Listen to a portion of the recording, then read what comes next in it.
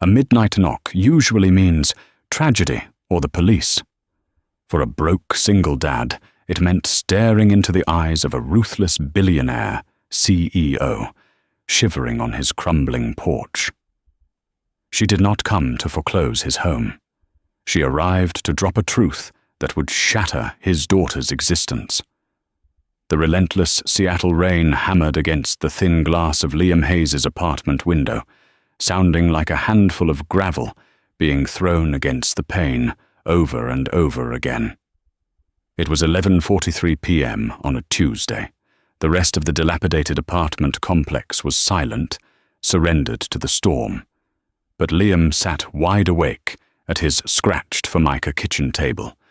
In front of him lay a spreading fan of overdue bills, final notices, and a distressing medical invoice from Mercer Island Pediatrics. His daughter, Lily, had asthma.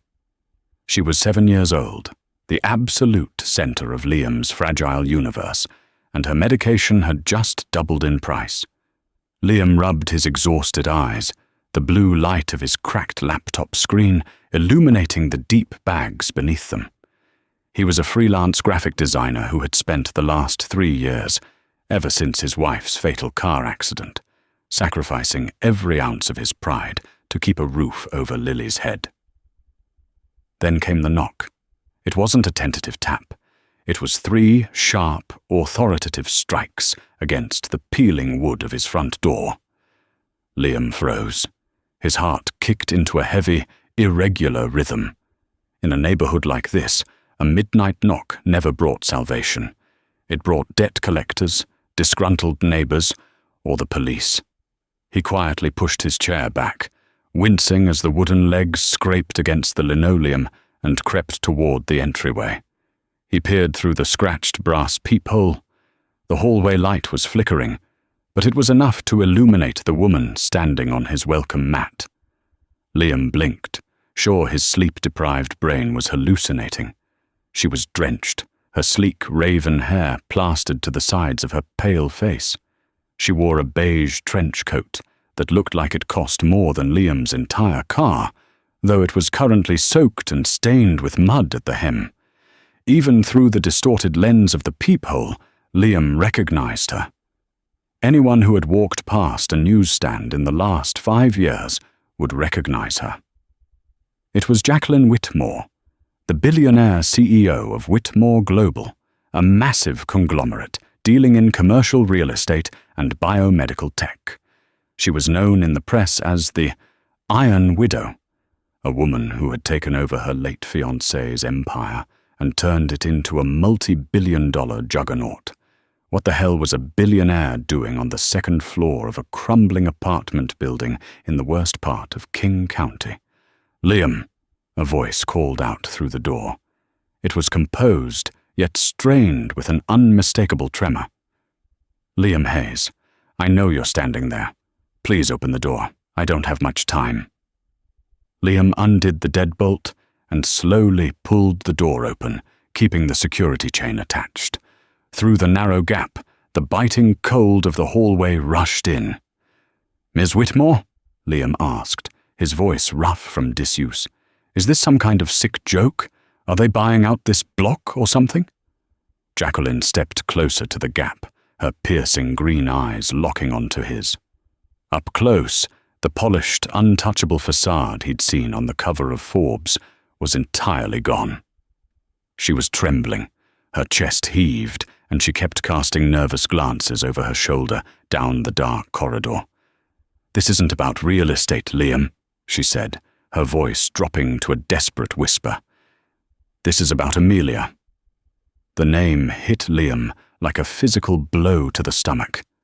Amelia, his late wife, the woman who had died 3 years ago in a horrific hit-and-run on Interstate 90. He felt a sudden, defensive flare of anger. "How do you know my wife's name?" he demanded, moving to shut the door. Before he could, Jacqueline thrust her hand into the gap, gripping the edge of the door. The metal lock pinched her fingers, but she didn't flinch. "I didn't just know her," Jacqueline breathed. She was my executive assistant for 4 years, and she lied to you, Liam, about everything. Please let me in. If they find me standing out here, we are both dead, and your daughter is going to pay the price." The mention of Lily sent a shockwave of adrenaline through Liam's system. He stared at the terrified billionaire, his mind racing. Against every instinct screaming at him to barricade the door, he slid the chain free and pulled the door open. Jacqueline slipped inside instantly. She stood in the center of his tiny, cluttered living room, water dripping from her coat onto the cheap rug. She looked entirely out of place among the thrift store furniture and Lily's scattered crayon drawings. "Who are they?" Liam asked, locking the deadbolt and turning to face her. "And what do you mean Amelia was your assistant?" "She worked in data entry at a mid-level logistics firm. She quit because her boss was toxic." Jacqueline let out a hollow, bitter laugh. "I was the toxic boss, and she didn't quit, Liam. I fired her. I fired her because I caught her embezzling company funds to pay off a massive underground debt." "You're lying," Liam snapped, his voice rising before he remembered Lily was asleep in the next room. He lowered his tone to a furious hiss. "Amelia was the kindest, most honest woman I've ever met. We shared everything. We struggled together. If she was the assistant to a billionaire, we wouldn't have been clipping coupons to survive." Jacqueline reached into the deep pocket of her ruined trench coat. Her hands were shaking so badly, she fumbled for a moment before pulling out a thick, water-resistant manila envelope. She walked over to the kitchen table, ignoring the scattered bills, and dropped the envelope right in the center. "Amelia didn't share the money with you because she wasn't using it to live," Jacqueline said, her voice heavy with a profound, dark sorrow. "She was using it to buy something money isn't supposed to be able to buy. Something stolen." Liam stared at the wet envelope on his table. It looked like a bomb waiting to detonate. "What are you talking about?" "Open it," Jacqueline commanded, though her eyes were shining with unshed tears. "Look at the first file. Look at the name of the clinic." With a trembling hand, Liam reached out. He broke the seal of the envelope and slid the contents onto the table. The first document was a medical record, stamped with the logo of the Cascade Reproductive Institute. It was an incredibly exclusive fertility clinic in downtown Seattle. Liam knew the name. He and Amelia had looked into it years ago, when they were desperately, hopelessly trying to conceive, but the consultation fee alone was more than their monthly rent. He looked down at the patient name on the file. Patient Jacqueline Whitmore. Authorized proxy Amelia Hayes. "I don't understand," Liam whispered, the edges of his vision beginning to blur. 7 years ago, Jacqueline said softly, stepping closer to the table. "I was diagnosed with severe, early-onset ovarian cancer. Before they removed everything, my fiancé, Christopher, and I underwent emergency IVF. We managed to freeze exactly 3 viable embryos. They were our only hope of ever having a family." Jacqueline stopped her. She closed her eyes, and a single tear escaped, cutting a path through the rainwater on her cheek. Christopher died of an aneurysm 6 months later. Those embryos were all I had left of him, all I had left of my future. Liam's chest tightened. A cold, creeping dread began to pool in his stomach. He looked from the documents to Jacqueline, shaking his head slowly. No, Amelia got pregnant naturally. It was a miracle. The doctors told us we had a 1 in a million chance, and it happened. I was there. Jacqueline looked at him, her expression a mix of profound pity and desperate urgency. She carried the baby, Liam, but she didn't conceive it. Amelia was my proxy for all my medical paperwork. She forged my signature. She bribed the clinic director, Dr. Harrison Fordyce. She stole one of my embryos, Liam. She had it implanted at a backdoor clinic. Liam felt the floor drop out from beneath him. Lily, Jacqueline whispered, her voice breaking on the name. Lily is my biological daughter. Get out! The words left Liam's mouth before his brain even fully processed them. He backed away from the kitchen table, knocking his chair over with a loud clatter. He pointed a trembling finger at the front door. Get the hell out of my house, right now! Liam, you need to listen to me. You're out of your mind, Liam yelled, forgetting to keep his voice down. The walls of his reality were collapsing, and his only defense was a desperate, blinding rage. Lily is my daughter. Amelia was her mother. I watched her grow in Amelia's stomach. I cut the umbilical cord. I stayed up with her for 1,000 sleepless nights while you were out building your corporate empire. You don't get to just walk in here with a fake piece of paper and claim my child. Jacqueline didn't flinch at his yelling. She simply reached out and turned to the second page in the stack of documents. She pushed it across the table toward him. This is a DNA analysis, Jacqueline said, her voice deadpan, though her hands still shook. Run by an independent laboratory. I hired a private investigator, Richard Dempsey. He collected a discarded juice box from Lily's school cafeteria 3 days ago. I matched it against my own profile. Liam's eyes involuntarily dropped to the page. Probability of maternity, 99.99%. The numbers seemed to burn themselves into his retinas. He remembered the grueling years of Amelia's depression over her infertility. He remembered the hushed, secretive phone calls she used to take in the bathroom, claiming it was just her demanding boss. He remembered how she had absolutely refused to let Liam accompany her to her first few prenatal appointments, claiming the doctor's office only allowed the mother due to space constraints. All the little inconsistencies, all the small, weird lies he had happily swept under the rug because he was so overjoyed at the prospect of becoming a father. It all rushed back, forming a horrifying mosaic of betrayal.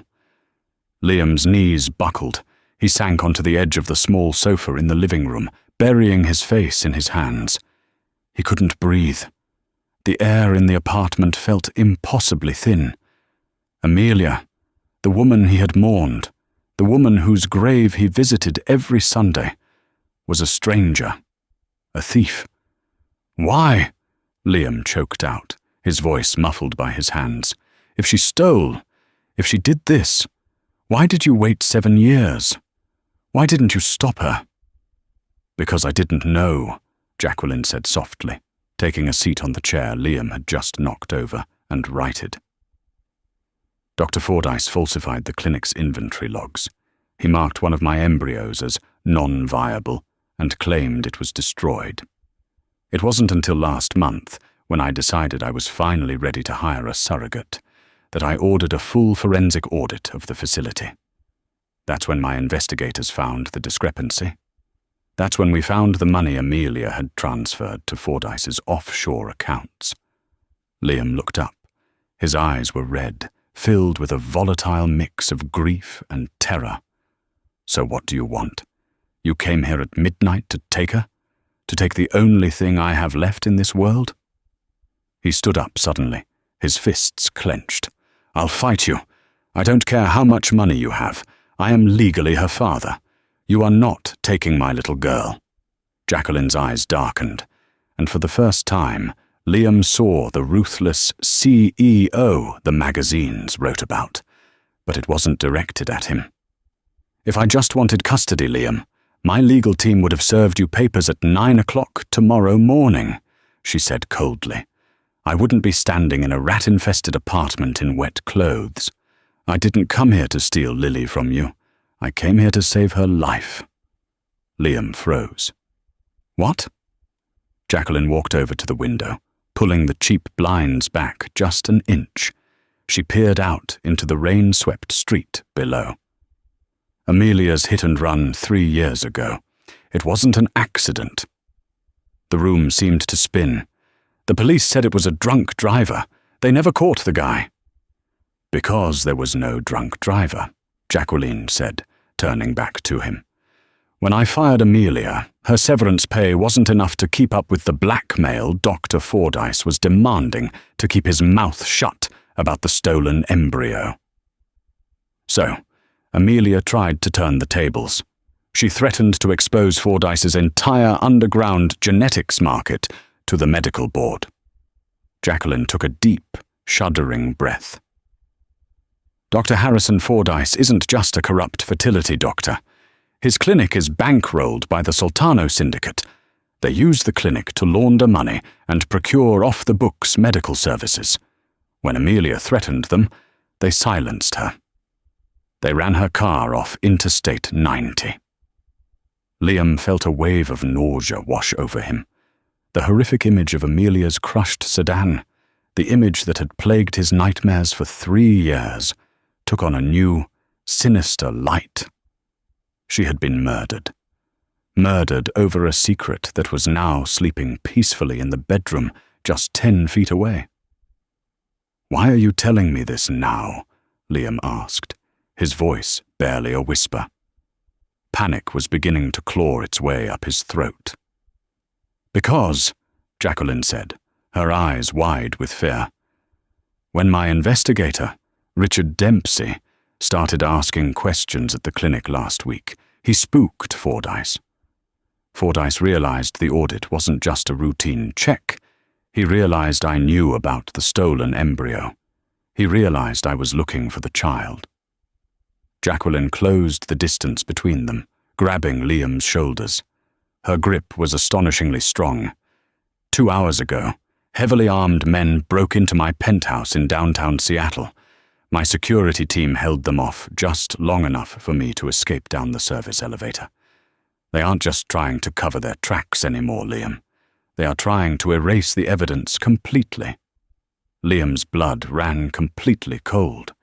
He looked past Jacqueline, toward the closed door of Lily's bedroom, adorned with glow-in-the-dark stars. "They know who Amelia was married to," Jacqueline said, her voice dropping to an urgent, terrified whisper. "They know about Lily, and they know I'm looking for her. I managed to lose them in the storm, but it's only a matter of time before they trace my car here. We have to leave. Now." As if on cue, a sound pierced the heavy, rhythmic drumming of the rain outside. It was the distinct, heavy crunch of tires rolling over the gravel in the alleyway behind Liam's apartment building. It was followed by the slamming of a heavy car door. And then another. Liam and Jacqueline stared at each other in the dim light of the kitchen. The air between them was electric with sudden, horrifying realization. "They're here," Jacqueline whispered.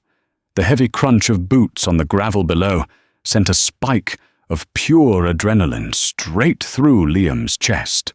He didn't have time to process the mountain of betrayals, the genetic impossibilities, or the billionaire standing in his kitchen.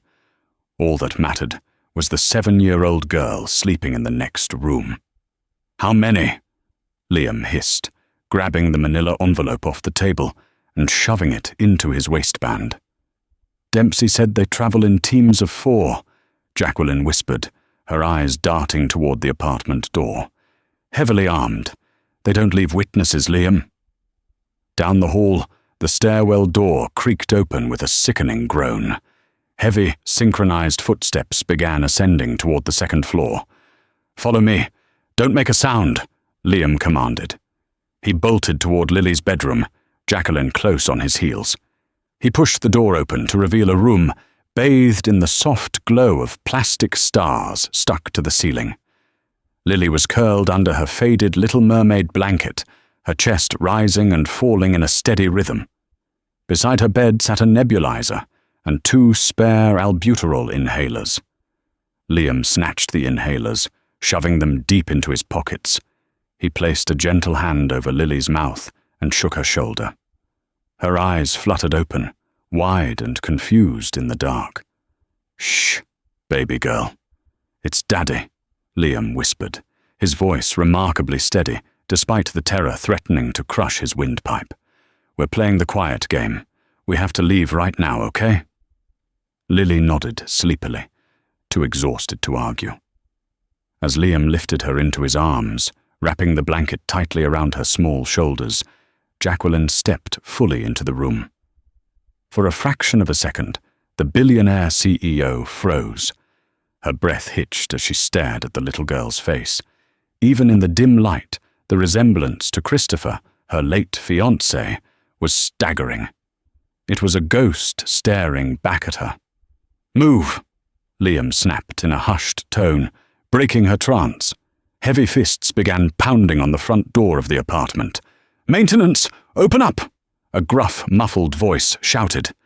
Liam didn't hesitate. He bypassed the living room entirely, carrying Lily toward the small window at the back of the bedroom. It opened onto a rusted fire escape that he had complained to the landlord about a dozen times. Tonight, that rust was their only salvation. He shoved the sash up. The freezing Seattle rain immediately whipped into the room. "Climb out," Liam ordered Jacqueline. "Go down. It drops into a narrow alley that connects to the old textile factory. They won't have covered that side." Jacqueline hiked up her ruined trench coat and swung her legs over the sill, ignoring the jagged metal that scraped her knee. She climbed onto the slick iron grating. Liam followed, maneuvering carefully with Lily clutched tightly to his chest. The little girl buried her face in his neck, shivering violently against the cold. Crash! The sound of Liam's front door splintering off its hinges echoed through the apartment. Flashlight beams sliced through the dark living room, casting long, erratic shadows against the walls. "Clear the kitchen! Check the bedrooms!" a voice barked inside. Liam and Jacqueline scrambled down the fire escape, their wet shoes slipping on the rusted metal rungs. When they reached the bottom, the drop-down ladder was jammed. Without thinking, Liam handed Lily to Jacqueline.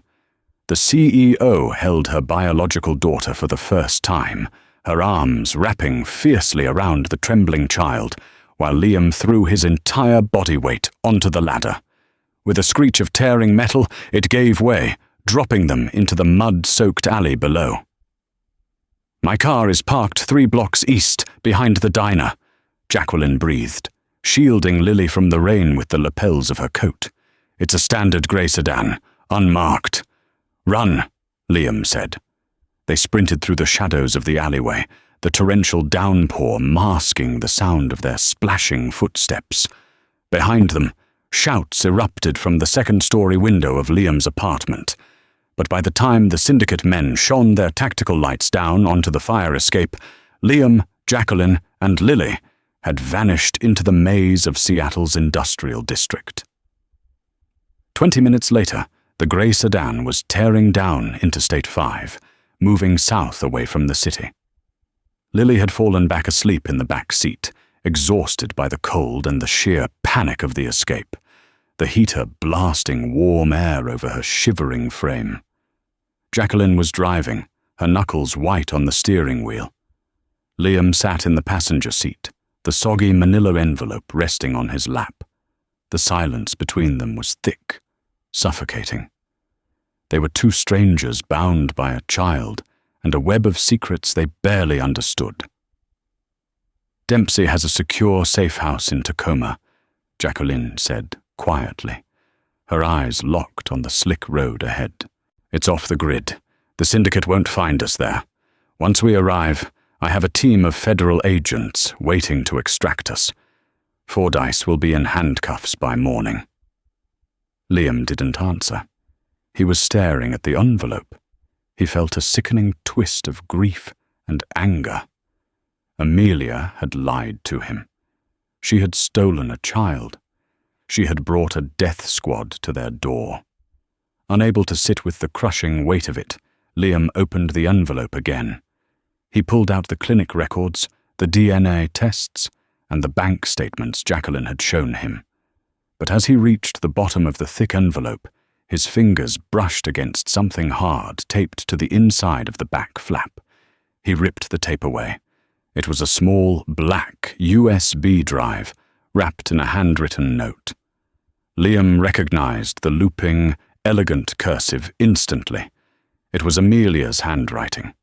He clicked on the overhead map light. "Liam," the note read, "if you are reading this, it means I am gone, and Jacqueline Whitmore finally found you. I pray you can forgive me. I didn't steal to hurt anyone. I stole to protect him." Liam's brow furrowed. "Jacqueline," he said, his voice cracking, "do you have a laptop?" Jacqueline glanced over, noticing the flash drive. Without a word, she reached into the center console, pulled out a sleek silver tablet, and handed it to him. Liam plugged the USB drive into the port. A single video file popped up on the screen. He tapped play. The screen flickered to life, revealing Amelia sitting in their old, cramped bathroom, the shower running in the background to muffle her voice. She looked exhausted, terrified, and heartbreakingly beautiful. Liam felt a sob catch in his throat. "If you're watching this, I'm already dead," Amelia said to the camera, her voice trembling. "Liam, I love you. I love you so much. And Jacqueline, I am so sorry for what I put you through, but you need to know the truth." Jacqueline pulled the car over onto the shoulder of the empty highway, throwing it in park. She leaned over the center console, her eyes glued to the screen. "Dr. Fordyce didn't just run an illegal genetics market," Amelia confessed in the video. "When I was your assistant, Jacqueline, I started noticing discrepancies in Christopher's autopsy reports. The syndicate didn't just bankroll the clinic. They wanted Christopher's biomedical patents for illicit organ cloning. When Christopher threatened to expose them, Fordyce poisoned him. The aneurysm was induced." Jacqueline let out a sharp, choked gasp. Her hand flew to her mouth. "I found the evidence," Amelia continued, tears spilling down her cheeks. "But before I could go to the FBI, I found out what Fordyce planned to do with the embryos you and Christopher froze. They weren't going to destroy them. The syndicate was going to implant them in surrogates. They wanted to raise biological heirs to legally contest the Whitmore estate and seize control of the company from you." Liam stared at the screen, the air knocked out of his lungs. "I couldn't let them take Christopher's children and turn them into weapons for the syndicate," Amelia cried. "I couldn't go to the police. Fordyce owned half the judges in Seattle. So I faked the embezzlement. I needed a reason to be fired, to get off the grid. I paid Fordyce to destroy one of the embryos, but I actually had it implanted in myself at a backdoor clinic. I had to hide the baby in plain sight. I had to give her a normal, safe life with a man I knew would be the greatest father in the world." Amelia looked directly into the camera, looking straight at Liam. "I didn't embezzle that money to pay blackmail, Liam. I used it to hire private investigators to build an airtight federal RICO case against Fordyce and the Sultano Syndicate. All the encrypted files are on this drive. Give it to the FBI. Protect our little girl. Protect Christopher's legacy." The video cut to black.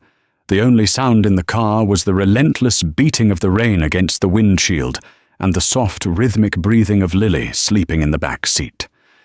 Liam looked at Jacqueline.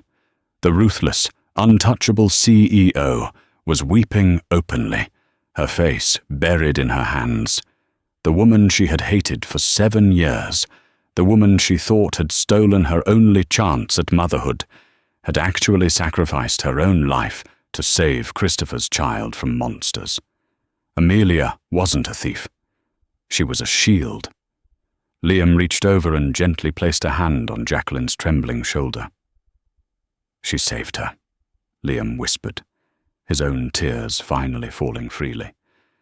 "She saved our daughter." Jacqueline looked up, her green eyes shining with a profound, shattering gratitude. She looked back at the sleeping girl, then at Liam. The dividing lines of wealth, class, and biology melted away in the cramped, humid air of the sedan. "Let's go to Tacoma," Jacqueline said, her voice dropping an octave, solidifying into pure, unyielding steel. "Let's finish what Amelia started. Let's burn Dr. Fordyce to the ground." 3 days later, the FBI raided the Cascade Reproductive Institute. Dr. Harrison Fordyce and 14 members of the Sultano Syndicate were arrested on federal charges of racketeering, genetic trafficking, and the murder of Christopher Whitmore and Amelia Hayes. The evidence on the flash drive was irrefutable. Liam and Jacqueline never went back to the crumbling apartment. They didn't have to. The truth had destroyed the walls between them, leaving behind an unconventional, blended family forged in the fires of a midnight escape. Liam remained Lily's father, the man who held her hand through asthma attacks and school plays, while Jacqueline stepped in not as a replacement, but as a fierce, loving co-parent. Together, they raised Lily in a world completely safe from the shadows, honoring the incredible woman who had given everything to make sure the little girl could simply wake up and see the stars. Did Liam and Jacqueline's midnight escape keep you on the edge of your seat? The truth about Amelia's sacrifice proves that a mother's love and a father's devotion can conquer the darkest of empires. If you loved this thrilling, real-life twist, hit that like button, share this story with your friends, and subscribe to our channel for more heart-pounding drama and unforgettable mysteries every single week.